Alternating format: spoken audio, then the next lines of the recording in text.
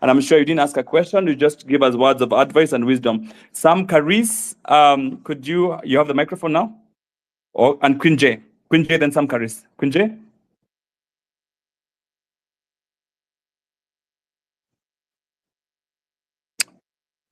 Am I audible?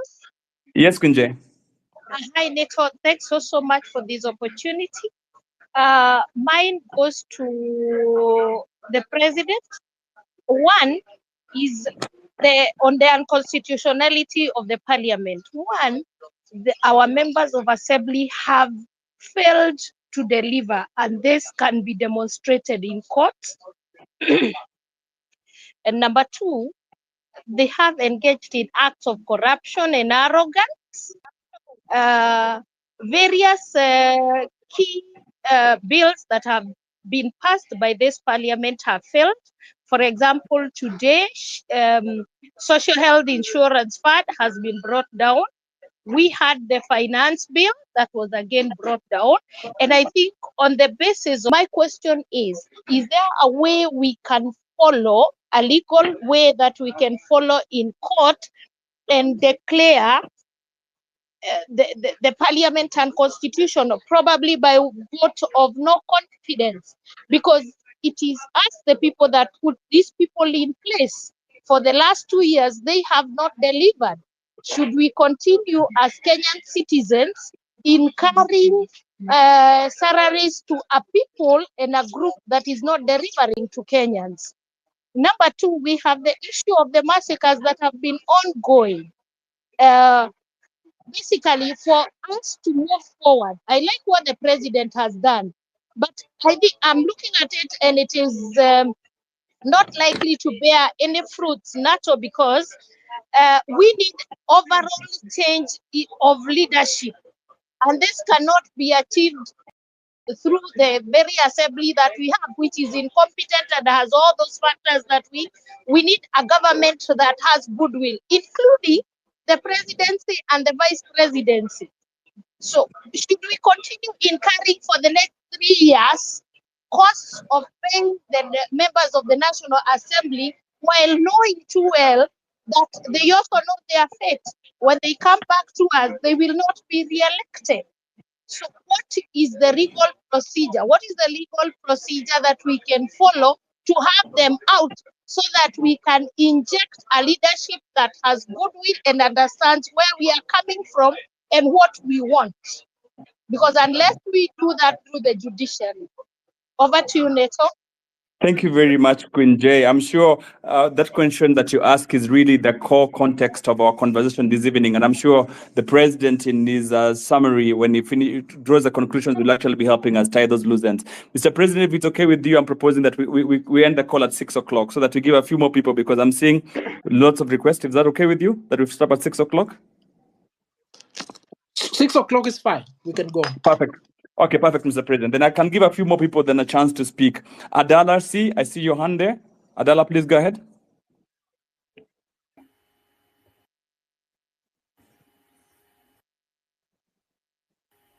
Adala, you have the microphone. Thank you, Nate. Can you hear me? Yes, Adala, we can hear you. Thank you, President Nelson, for hosting us. Mine was, and I'm very pleased because this has been the conversation all along. We Kenyans are prone to, we are very quick to speak truth to power and not to ourselves. And this is especially, we encounter this during elections when we are easily bought by a packet of unga and forget the moral values or the qualifications of people we vote for. So to me, it all goes down to the issues that have been largely spoken about this evening on this space. Public participation. Growing up, I used to see public participation down to the village level, where assistant chief could call people, and I think that really impacted people really getting to know policies or what government really wanted of them, because information was brought down to them, to their villages, to their homes. I don't know whether that is still practical now, because I feel that is the only, yes, the world is changing, technology is here with us, but we still have those people in the villages who doesn't even own a smartphone. So somehow getting some information is not really easy, and they really get deceived by people, and especially politicians during elections. So I was hoping if there's a legal framework by which this can be done, so that information dissemination can be done like it used to be done before. Secondly, I wanted to ask a question on any legal procedure that we can follow to ensure that the dismissed CSS, yes, they went home, but we know majority of them were involved in some corruption. Is there any law? Is there a legal procedure that can be followed to ensure that they are held accountable for the corruption they perpetrated during their tenure? Thank you. Thank you very much, Adala. Mr. President, you hear those three concerns. Number one is the constitutionality of Parliament, and what process would we follow to dissolve it. The second one is on public participation. How would we cascade this to the local level? And number three, can we use the provisions of the Constitution to bring to book the cabinet secretaries who have since we know very well that they still also keep those, just pack those three as I give a few more people a chance to speak. Tom Boya, you see your hand up? Tom Boya?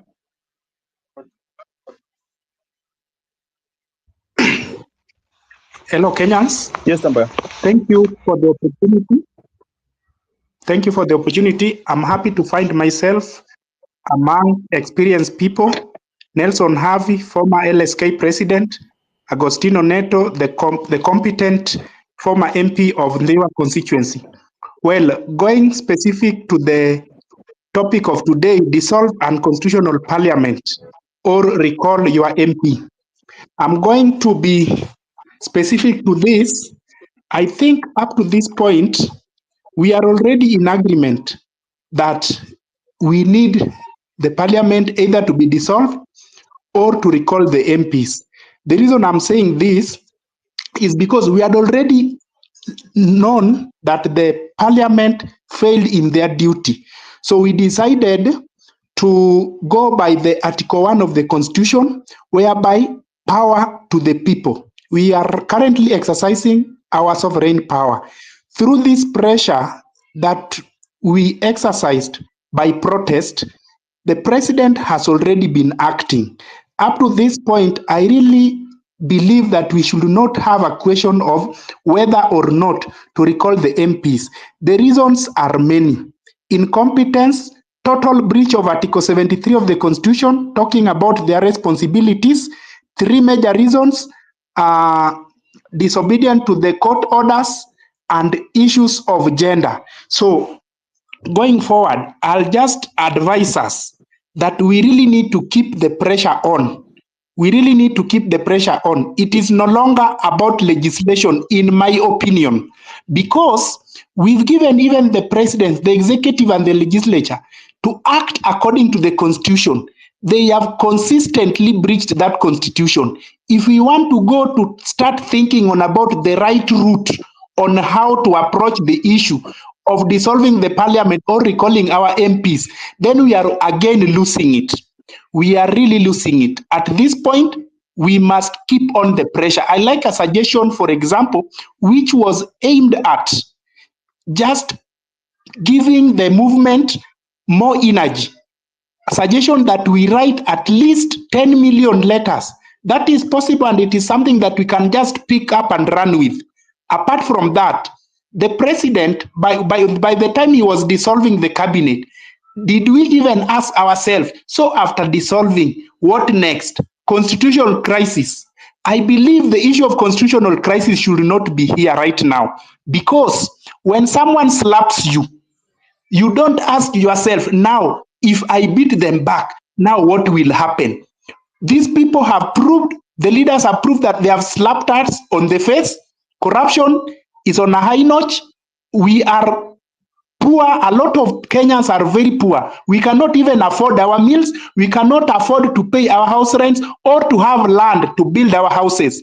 In Nairobi or other urban centers, you find that houses of the poor people are being destroyed. That is a slap on our face. We should not question and think to act with diplomacy on how to respond on someone who is shooting you to kill you, someone who is slapping you on the face. At this point, we should get the vent on the high notch. We should be very emotional. I really wonder if we are having a conversation whereby we want to apply diplomacy. This is very wrong. Let us go for recall of the MPs. Let us go for dissolution of the MP. That should be the next hashtag. The next hashtag. As we are saying, Ruto must go. Ruto must dissolve the parliament. And if he is not doing that, then we must continue on the streets. Thank you. Thank you very much, Tom Boya. And you spoke like the person you named after. Thank you very much for having really added your voice to this conversation. We're going to give a few more people a chance before I invite the president. Kibet, you want to go ahead? Okay, good evening, Kenyans. Can you hear me? Yes, we can. Personally, I'm a Gen Z, and my biggest, and I think the biggest enemy in this country right now is NG-CDF. And that is the only thing I'm going to talk about, because in Parliament, after passing of the budget by Parliament, now the ministries get funds, the counties get funds, and everyone else in government, they get funds to use maybe for their activities, for projects. Now, in public finance, we have the Office of the Auditor General, the Office of the Controller of Budget, and we also have Parliament. They all play a key role in public finance. But now, when MPs are given NG-CDF to do projects, and ministries are given monies to do their projects, counties are given, and everyone. In case of any misappropriation, in case of any irregularities, when the Auditor General presents their report to Parliament on how the budgets were used, how are the MPs supposed to interrogate these reports from the Auditor General when they themselves are very guilty on the misuse of NG-CDF? How are the MPs supposed to even interrogate on issues of corruption when the reports of the Auditor General implicate them in the misuse of NG-CDF? I think the MPs should leave NG-CDF to the ministries of education, the ministry of energy, to the ministries of roads, and they go to Parliament, they make laws, and they should stop implementing budget in NG-CDF. The MPs should go to Parliament to make laws and wait for the report from the Auditor General. And now when they see this report from the Auditor General, where there is misappropriation, they impeach the CS, they impeach all those others. But if the MPs are using NG-CDF, they are misappropriating it. And when the report from the Auditor General implicates the MPs, how are the MPs supposed to discuss a report from the Auditor General when they themselves are guilty? The NG-CDF is the enemy number one, and Parliament, they should do something about it. Anyone who cares to listen, Parliament, the MPs must be called to order. They must be called to order. Thank you, Thank you. Thanks, Kibet. Point made. NG-CDF is the enemy. Whatever you can do about it, we must together do it. That. Prince, you have the microphone. Prince. Hello, can you hear me? Yes, we can hear you, Prince. Okay, I'm called. My name is Audi Victor, and I have 3 points that I want, 4 points that I would want to ask if we can get clarity on them. First and foremost, my first point is about how can we return the powers to the citizen, the wananchi, the powers to recall the sitting president and the MPs? Is there a way, even if it's about doing a referendum whereby we do we get the signatures and we re-amend the constitution whereby the power goes back to the people. When the president and the MPs are misbehaving, we can simply recall them, but we can recall them and start afresh. That is my point number one. If there is a way that we can do it. Okay, point made. Yeah, go ahead. Number two is about is there a way that also we can is there a way, a legal way, that the salaries of all these politicians and most public holders can be reviewed? Like these people, most of them, you will find that there are people who are learned, very learned out here more than them. But simply because they became politicians, they are getting a lot of money by doing nonsense. You remember the other day, Mr. People like Mike Sonko and the other former governor who was impeached from Kiambu County, who used to tell us that all they could do was to go to the parliament and smoke some bank and they were simply doing nonsense, but they are getting paid a lot of money. So we want a way that we can reduce their money, their salary to at the highest to earn a maximum of 200,000 so that they can perform. And another thing, issues about their allowances. You will find that people like teachers, doctors are doing a lot of things out here. A lot of things. Those people they are working, they are overworking, but they are not getting these allowances. These people are getting, and they are becoming arrogant. They are talking like they don't even, I don't know. But what I want us to know, is there a legal framework that these people, we can review their salaries, including the president himself? Point made, Prince. The other point? Number three is about if we can make a way, if there could be a proper way that we can formulate a framework whereby we sign a performance contract with these politicians, these people that are holding big offices in public, in government. If there's a legal framework that we can make a performance contracts before they hold those offices, so that in a period, a maximum of 1 year, if they don't perform, we can recall them back. And in fact, if it is better, we take back the money that we pay them if they didn't perform, because you can't pay somebody who didn't do whatever you employed him to do. It is not right. It is written even in the Bible, it's never right. So if there's a way we can do that. And now finally, issues about corruption. If we can restructure our constitution whereby we can do things like these countries like in Korea and the rest, whereby there is no negotiation with corrupt people.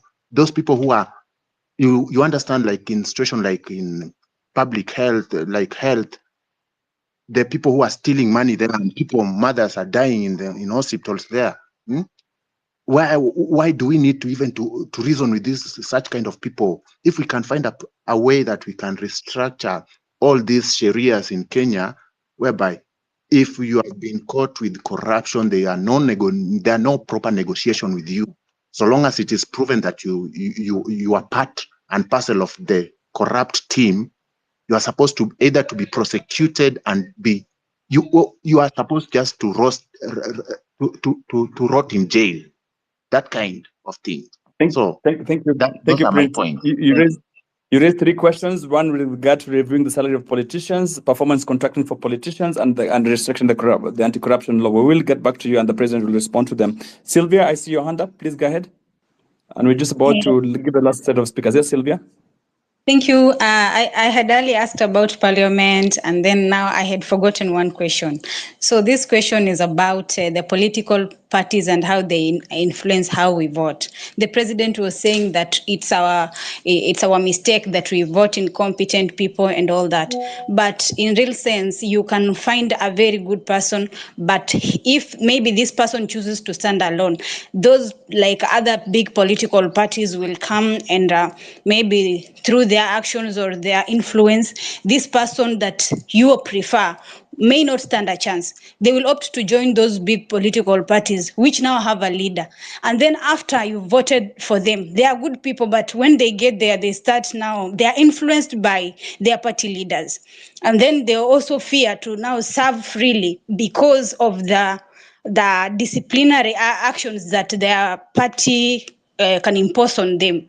So now that even the political parties are included in the constitution, how do we go about it? Just one more question. The person who spoke before me was saying about a salary cut. How about we have an approach of maybe like voting for people who qualify? Maybe let's maybe recommend people who have studied law, because going to parliament is about lawmaking. Why can't we like settle for people who deserve that money? Because like there are people who go even recommend for bills that are unconstitutional. Why can't we like recommend people who have read the constitution, who practice it, and maybe try and see if they can deserve better, they can deliver better with the salary that is there? That is my submission. Thank you very much,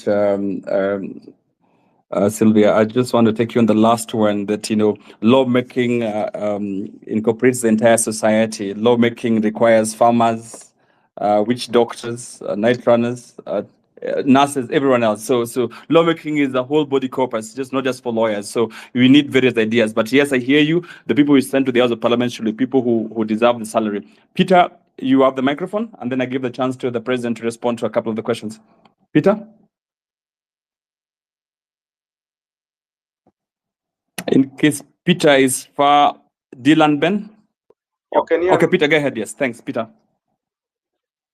Thank you. Your network is bad.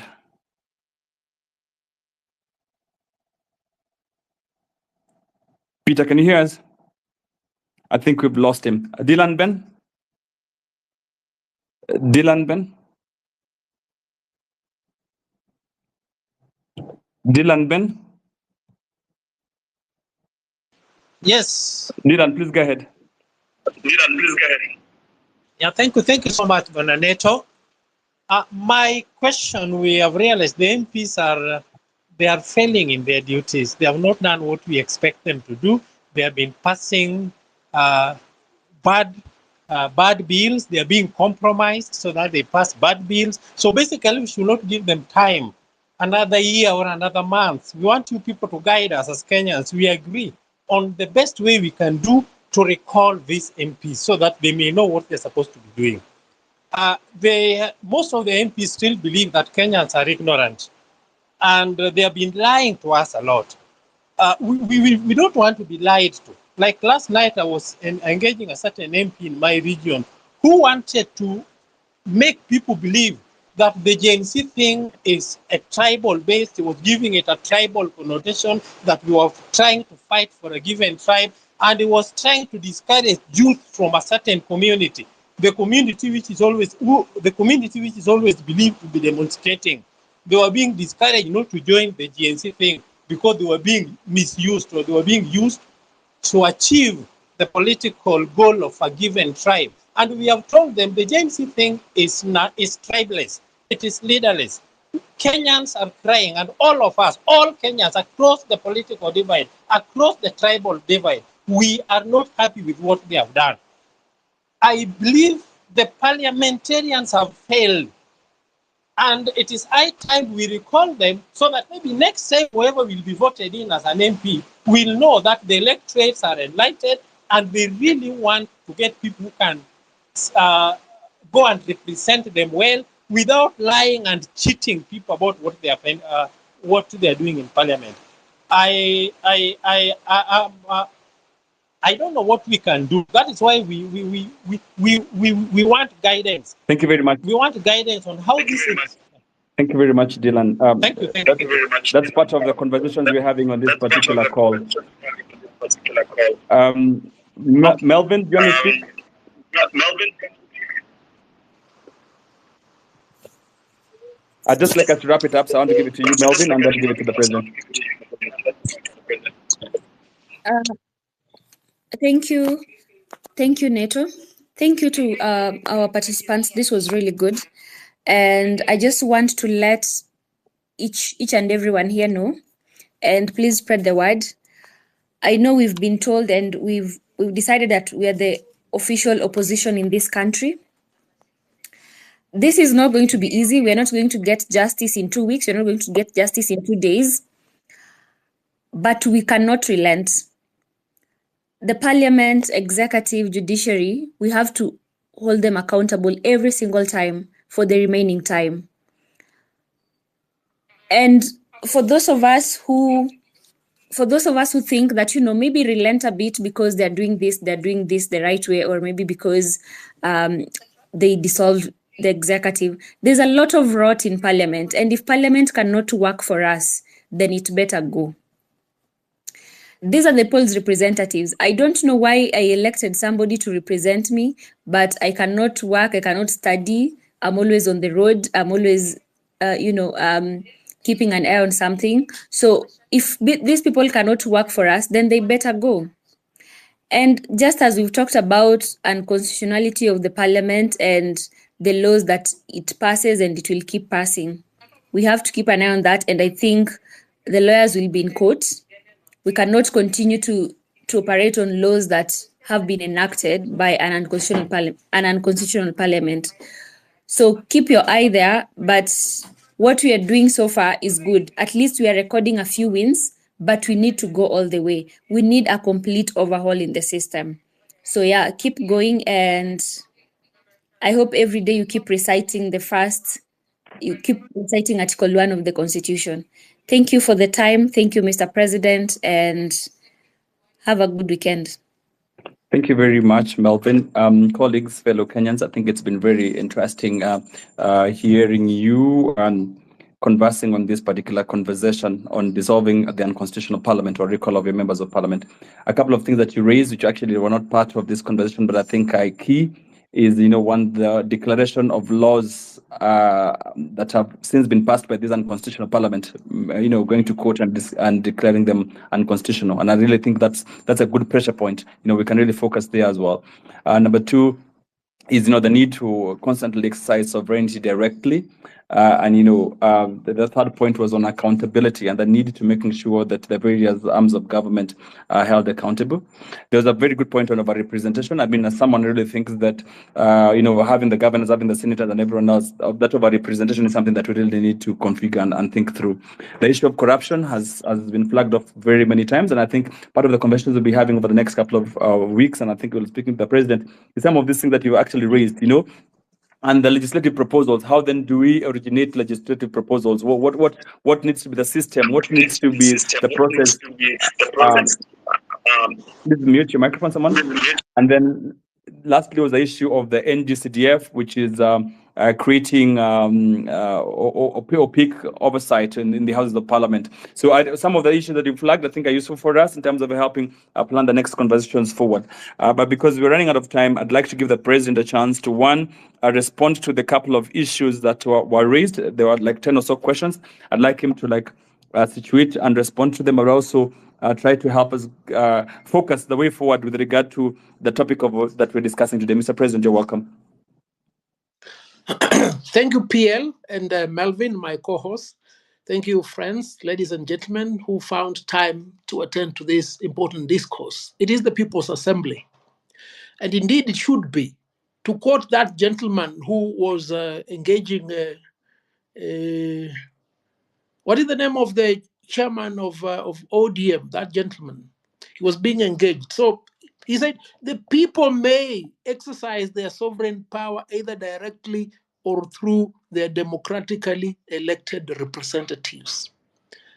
And it's for that reason that we thought it is important that we locate the root cause of the problem. It is Article 1, 2, the people, democratically elected representatives.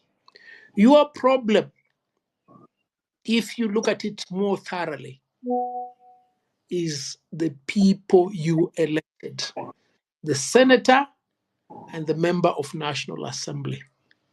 We've looked at all the questions that have arisen in today's discussion. All of them zero on one issue: accountability.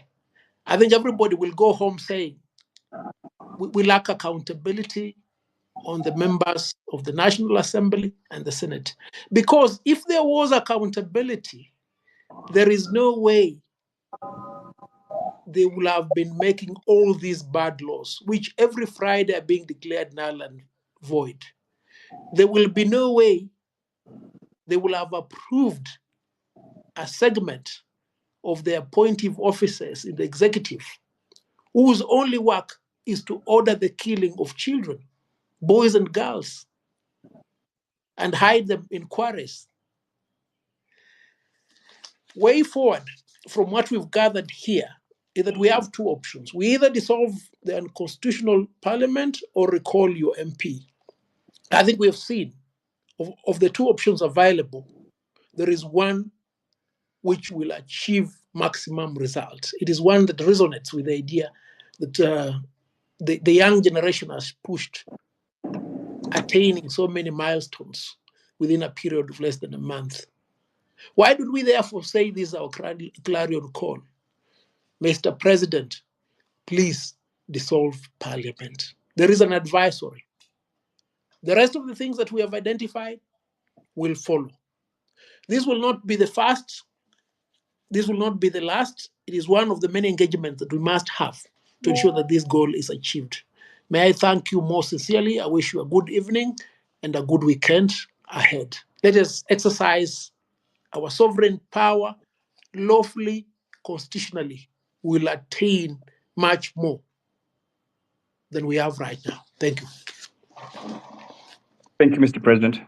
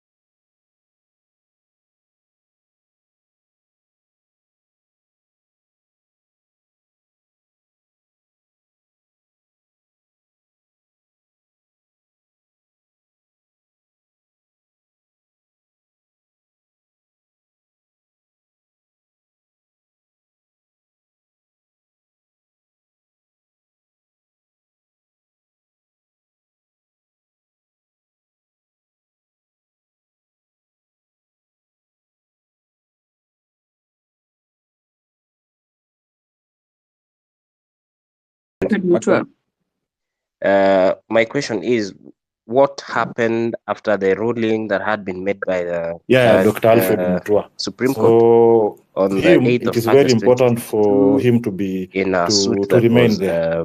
I have noticed by the TISA AG is gone. against the National Basically, Assembly he on the wasn't doing anything. unconstitutionality of So for CDF. Musalia, So yeah, CDF there's is the something incentive that substantive he's been doing. makes And people currently, as we speak, aspire to he's be actively engaged in this elected for campaign of position of trying to member of whip parliament. the African continent Can you hear me? to back Kenya's Yes, we can hear candidature you. Someone of who is not speaking, the please mute your microphones. AU. I don't want to mute everyone because then I'll lose the speaker. Sacking Okay, him Maxwell, go ahead. would, I was would asking come the with president what consequences. happened in that ruling and what should the president do in that respect now, considering the fact that we had a ruling. And then on my second question, how can we ensure that we have a robust law that encourages public participation, that is not just a cosmetic ritual of ticking the boxes or a tokenistic mechanism? How can we have an enacted law that ensures that we have a public participation that is not symbolic, but a public participation that is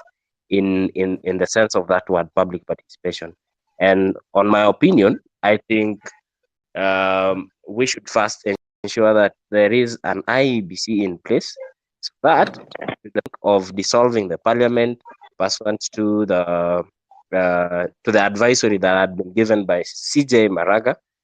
I think that would be a good move, because the IEBC then would ensure that we have an election. But having to dissolve the parliament before the empaneling of the IEBC commissioners would mean that we would fall into a constitutional crisis where we do not know what to do or where to head in terms of election. So yes, my question, those are my two questions and my opinion. Thank you very much. Maxwell, we agree with you to the extent that we will need to reconstitute or empanel the IBC before we can declare or dissolve parliament. So we're together with you. We do not want a country that into anarchy because citizens were invoking their rights or the provisions of Article 1. But we hear you. Yes, IBC needs to be in place, so that at least moving forward, we have elections managed in the manner that the Constitution anticipates. Mr. President, we have two questions. Yeah, thank you, PL. Yassine, you are requesting that we scrap ESCC. I don't think it's proper we scrap it. We just need to make it functional. There is an advocate who spoke the other day, I don't know on which channel it was, called Abdikadir. It's a senior work. So find a way of making it work. And one of the ways, as we must emphasize, time without number, is to dissolve parliament and to have representatives who will ensure that these institutions work. CDF, yes, the Supreme Court declared it unconstitutional, but the ruling elites were able to assemble quickly. In fact, they were able to, notwithstanding the decision on unconstitutionality was there. Again, what is the solution? Just put in place competent individuals who will not go around the laws that you've either made for them or the courts have determined insofar as an issue is concerned.